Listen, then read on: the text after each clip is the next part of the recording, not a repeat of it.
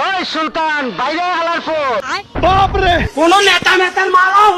Guys এই ইঁদুরটি ধনী ব্যক্তিদের মধ্যে একজন। তো সরকারকে খাজনা দেওয়ার ভয় এমালে পুরো বাড়ির লুকটাই চেঞ্জ করে ফেলে। আসসালামু আলাইকুম বড় ভাই, তুমি তো শেষ।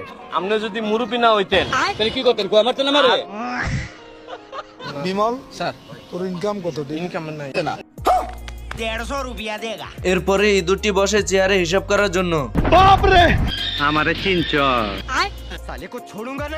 ভালো হয়ে যাও মাসুদ। এর ভিতরে ইঁদুরের ঘরে সবকিছু উল্টাপাল্টা কাজ করতে থাকে।